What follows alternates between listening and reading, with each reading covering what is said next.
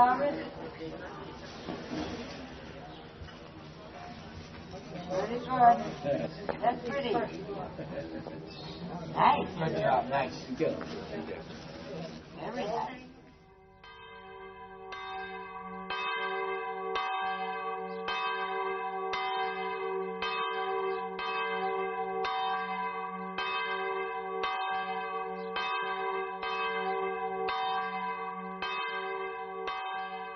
最早，我媽媽仲喺度做教員嘅時候，就話俾我聽，話世界上有一個偉大嘅畫家，就Leonardo da Vinci啊。咁到有機會嚟到呢度嚟到芬奇，走嚟佢屋企睇咗一下，哇！我話咁偉大一個藝術家，佢個屋咁普通到咁樣嘅程度啊！好似我哋中國一個生產隊嘅小隊長嘅屋企一樣，咁樣樸素啊！一個偉大嘅人物係咪一定係一個偉大係漂亮嘅屋企出生嘅咧？冇一定。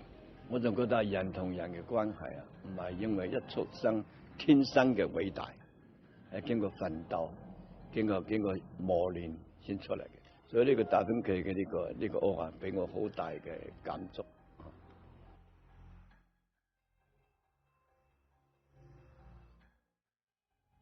黄永玉，画家、作家、诗人、剧作家，今年82岁。1924年出生于湖南省凤凰县，土家族人。12岁離開故鄉後，一直旅居他鄉。我12歲啊，離開呢個地方。12歲之前呢，同呢啲河流嘅關係好密切嘅。呢個地方咧，有好多社會活動喺呢度舉行嘅。咁5月爬龍船啊，又喺呢度放荷花燈啊。到咗夏天咧，就喺呢度游水啊。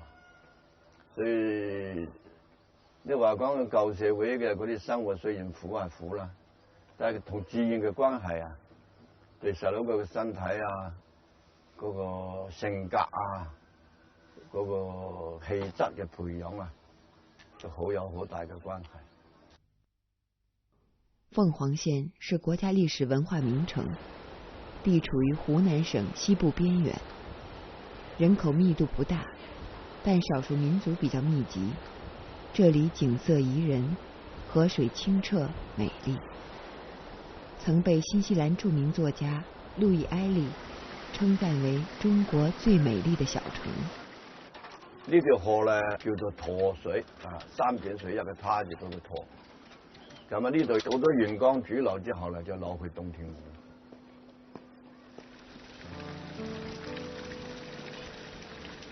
我細個嘅時候喺嗰度游水啊，喺度有時候全身浸喺水度，一個頭浸喺水面，有時候喺呢個水，睇下呢個水流到咁遠去。有一日我哋就想啦，你跟住呢條水啊，長大咗啦，遠遠嘅走出去，睇下呢個世界。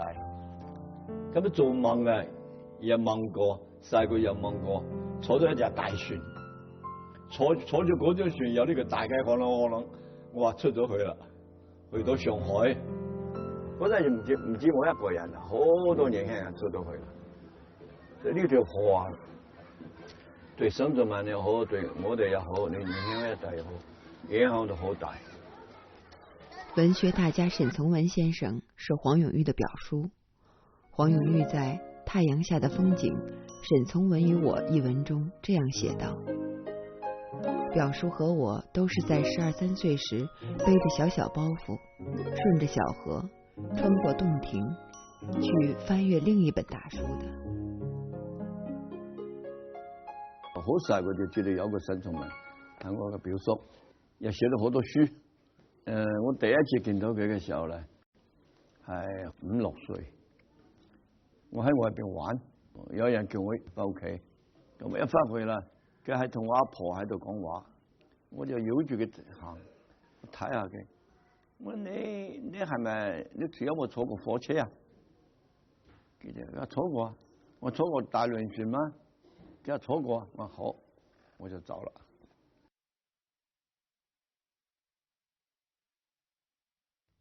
以前呢度係桃樹，竹樹嘅桃樹。呢度有個樓，呢度有個樓。而家就起高啦，以前係兩層。呢度有個樓咧係2層嘅。沈從文讀書嘅時候，發櫃啊，發啲櫃喺呢度，發喺呢個樹下底。就是上課啊？好久了？你上課不是还不上課嗎？我看你上課。下課就要玩是吧？哦，下課了。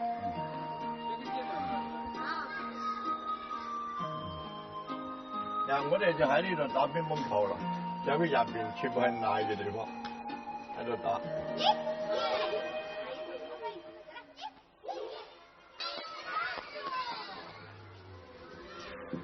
這個我小，我畢業班就在這裡了。这你的教室是吧？我6年級在這裡畢業的。6年级在這裡畢業。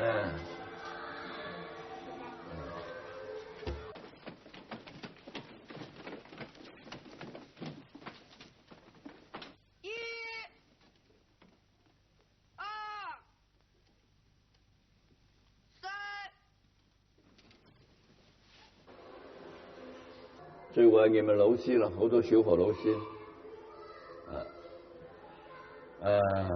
好懷念嘅嘢好難講啦。呢條嗰種情調啊，唔係一日兩件事，整個嘅情調啊，好概念㗎，唔係好具體㗎。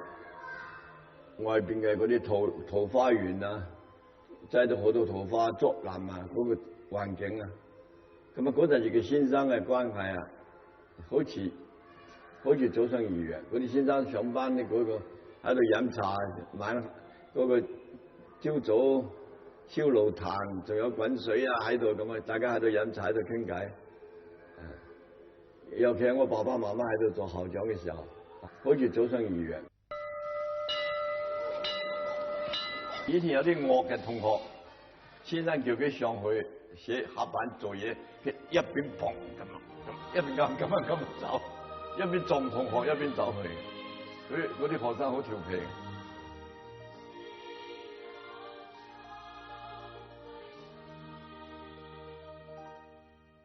从一张小猴邮票到巨幅国画，他的作品飞升海内外。一个湖南省凤凰县的土家族少年，一生游历无数国家，却对意大利情有独钟。好交朋友，爱摆龙门阵，生活无拘无束，被世人称为一代鬼才的黄永玉。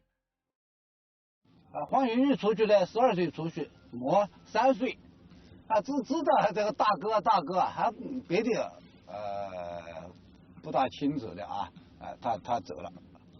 父母好像你该去的吧，小孩子应该出去闯天下。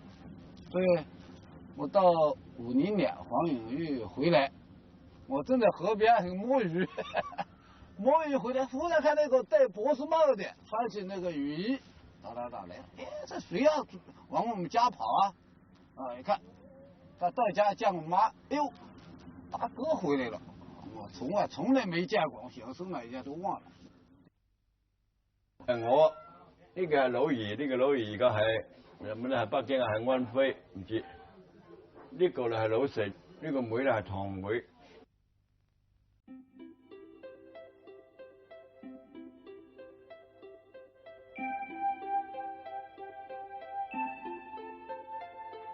呢個1974年畫嘅。呢個係我爸爸畫嘅畫，呢2張係我爸爸畫嘅畫。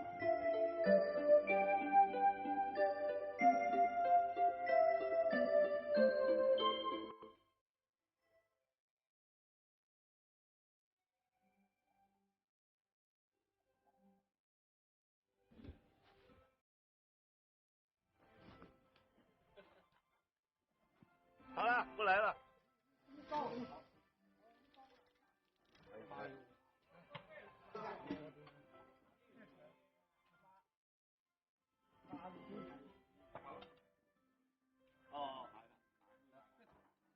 對家鄉嘅感情嚟講咧，好難講，好難講。一個水，一個草，或者一個雀，一種聲音，或者係一種鄉親嘅關係，各種各樣嘅聯繫。總之咧，家鄉咧對以後嘅一生嘅嚟影響咧，可以話嘅係搖籃，一個感情嘅搖籃。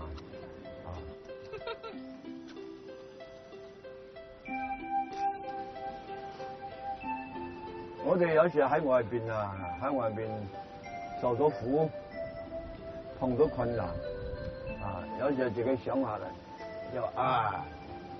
就會想到家鄉。你家鄉同你呢個困難，同你呢個苦有咩關係咧？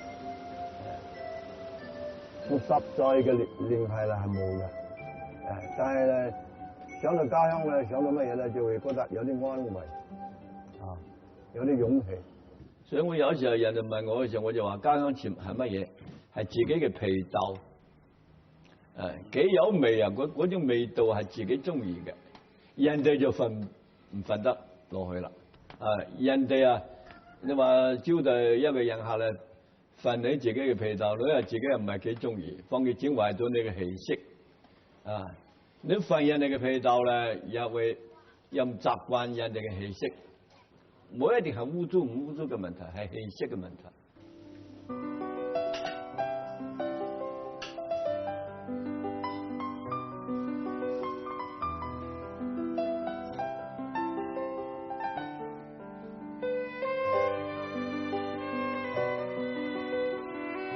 香港咧，我係抗戰勝利嘅第2年，就嚟到香港，就1946年。1946年嘅時候冇乜人嘅，香港冇乜人嘅，又係冇乜嘢汽車嘅，除咗嗰個有軌嘅電車之外，公共汽車又唔係幾完美，人又好少，同上海比起嚟啊，都冇上海熱鬧。上海在那個時代是比較發達的，經濟和文化都很前沿，是文人墨客和商人聚集的地方。黃永玉的表叔沈從文先生當時就在上海，在他的要求下，1953年，黃永玉也來到這裡。直到1988年，他的妻女都返回香港，黃永玉才離開上海。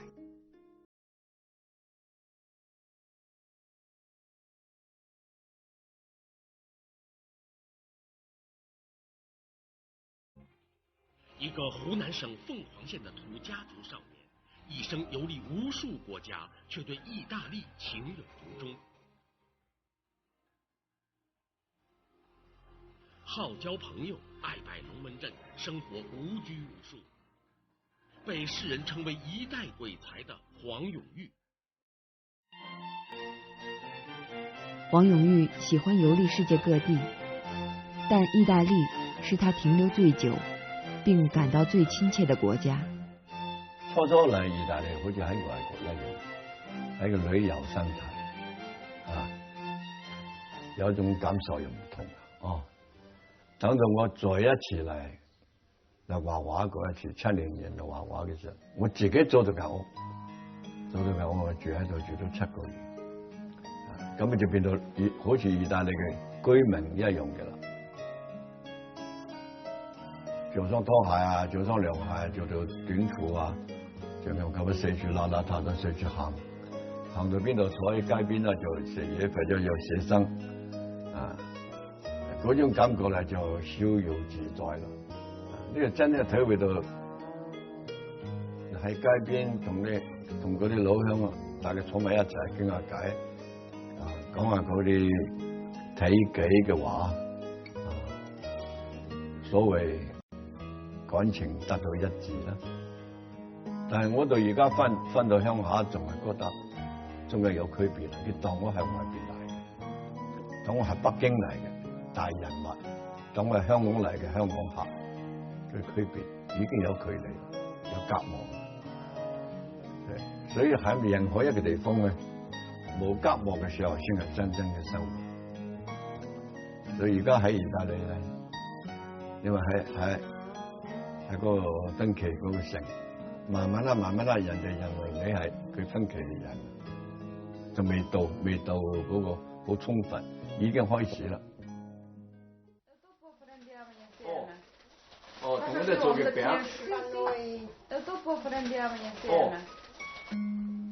講藝術嘅創作嚟講咧，幾個地方都有區別啊。喺香港咧，就畫畫好適合，有咗大量嘅畫冊可以欣賞。嗰啲人啊，嗰啲朋友啊，個人做個人嘅嘢，唔會打攪你。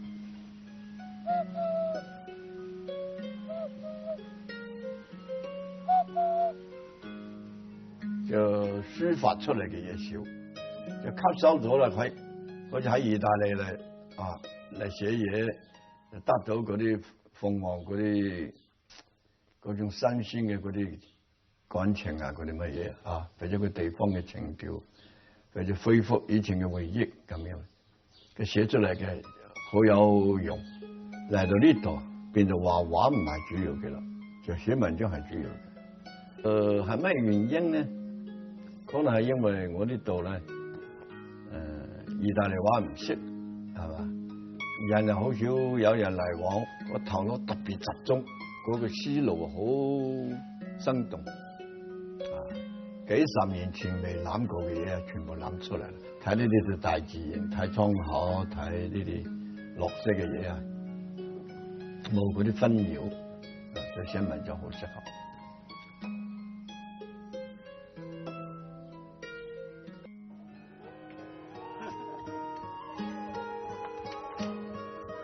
王永玉喜欢交朋友，在他的生命里，朋友是不可缺少的。意大利著名的古董钟表修理师多明戈·卢梭便是其中一位。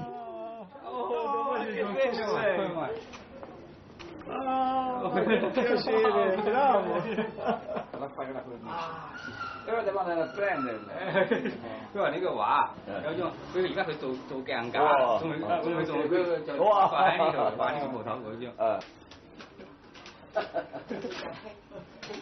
mechanic，哎，收晒。Grazie，收到啲。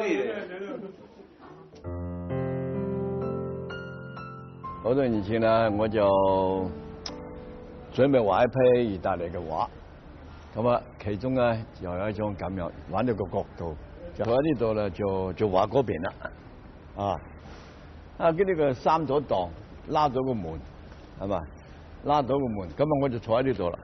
咁啊第一日喺度畫緊嘅時候，佢嚟咗啦，嚟咗我就好唔好意思啦，我就話真係對唔住啦，擋住你啦。佢話冇客氣，你坐喺度畫啦，唔緊要啦。咁我覺得呢個人幾好嘅一開咗門，原來係一個佬修理鐘錶嘅，咁我喺度畫啦，喺度畫，佢仲走出嚟，就問我要飲水啊？我有水啊咁啊，我話多謝啦咁啊，咁慢慢就做朋友啦。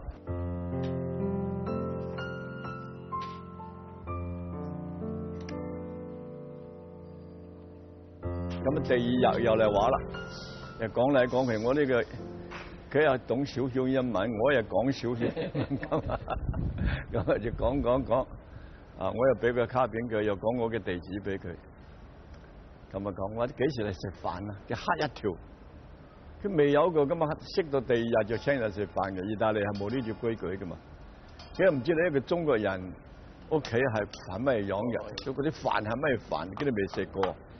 咁啊，過幾日啦，就佢嚟食飯啦，攞大魚，買咗一把玫瑰花嚟。咁啊嚟啦，佢有啲怕地，我又唔知道佢點樣，有咩好怕嘅。坐嚟食飯，一食呢樣嘢未食過，嗰樣未食過，佢食到嗰啲豆豉嘅乾燒魚啊，有辣椒嘅。佢食一啲，我可唔可以再食一啲啊？我哋是但食到尾啦，一直食落去啦。食，哇！真係太好啦咁啊！咁啊，後來我就要走啦，佢就送咗一本書俾我。嗰本書嘅名就叫做《佛羅倫斯最優秀嘅50對手》。原來入邊就有佢。佛朗寺有50對手，高級嘅手藝，修理嗰啲皮具嘅，修理古代嘅雕刻嘅，修理嗰啲石頭嘅，修理家私嘅，修理物，佢係屬於一個唯一嘅一個修理古代鐘錶嘅一個專家。我一生咧真係享受到友情嘅，真係好充分嘅享受啊！又充滿一種感謝，所以我就話一個人生啊，唔係利害關係，人同人之間嘅嗰個互相嘅溫暖啊，喺某一種環境入邊係好純潔嘅，啊，唔係任何環境都純潔啊。比方講喺官場啊，或者係歡場，都唔係好純潔嘅。但係喺某一種環境下低，要相信呢種嘢係有嘅，而且係會將來唔會失咗嘅。所以我話講我嘅藝術又好，我嘅人生觀又好啊，就受呢種感情培養嘅。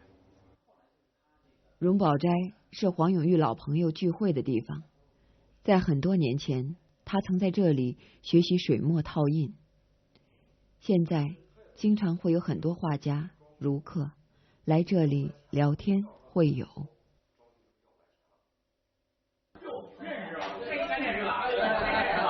對，就是他最老的，不简单。够年头了，还老的都已經不在了，精神呢？不是去得多了，好多老朋友都買到啦，有啲老師傅啊，有啲乜嘢全部買到啦，差唔多去咗一大半啦。咁啊，呢個酒店啊係一個德國嘅酒店，賣啤酒嘅，係我哋熟人。記得有好多啲咁樣嘅杯，叫我寫啲字啊，畫啲畫喺上邊做紀念。點解要畫貓頭鷹咧？因為貓頭鷹啊係我嘅生活入邊啊一個好重要嘅一個階段。因為為咗貓頭鷹咧受過苦啊，差啲死咗啦。咁啊呢件事咧好多人都知道啦，啊所以喺呢度咧有8年未翻嚟啦，所以喺呢度咧畫一個咁樣嘅杯留作紀念。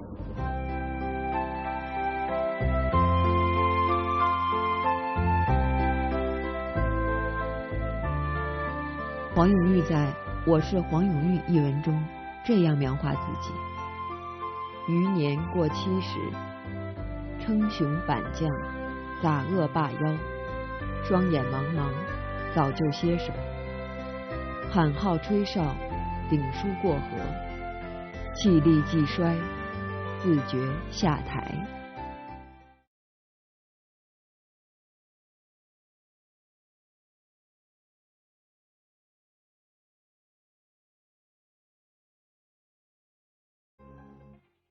一個湖南省鳳凰縣的土家族少年，一生遊歷無數國家，卻對意大利情有獨鍾，好交朋友，愛拜龍門陣，生活無拘無束，被世人稱為一代鬼才的黃永玉。